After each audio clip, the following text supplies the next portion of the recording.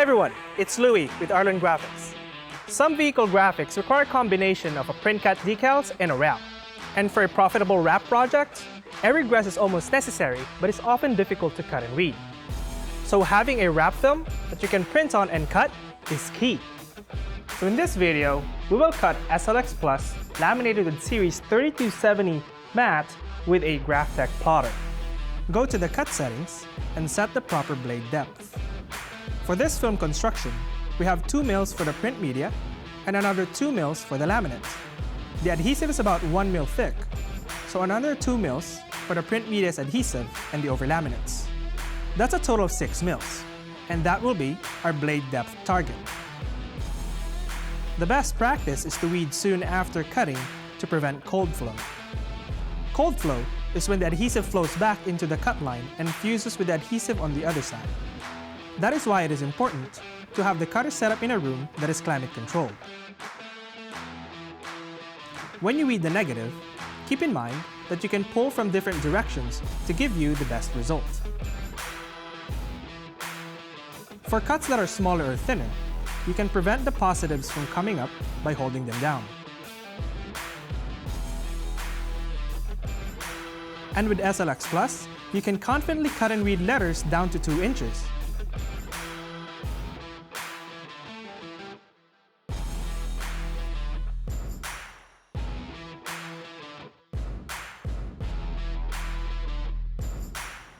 If the negative piece is too long or just large, you can score the vinyl to cut it into smaller sections.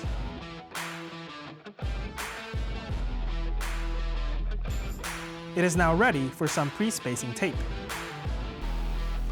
As you can see, the film has a certain direction it wants to curl. So if you need to roll the graphics to transport, roll it in the same direction and not any tighter than the film naturally wants to. If it's rolled liner side out, make sure to label the graphic.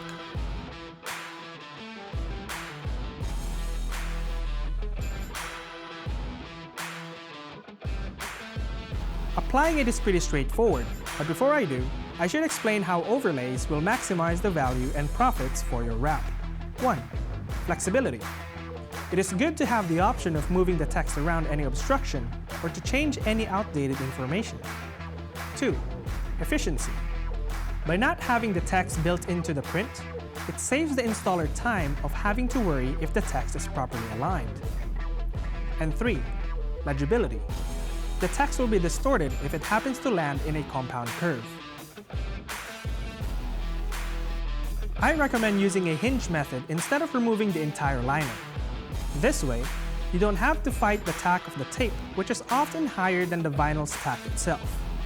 Squeegee with firm pressure and overlapping strokes.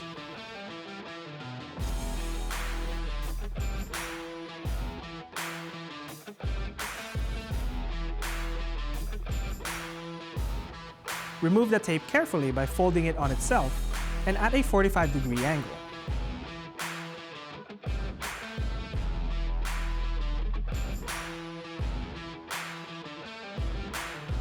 Use a heat gun to post-heat the graphic with a wrap glove or roller applicator. Avoid using a squeegee when post-heating cut vinyl. The dragging motion with a squeegee will fold any loose edges and contaminate the adhesive. Also, I prefer a heat gun over a torch for post-heating to avoid burning the edges.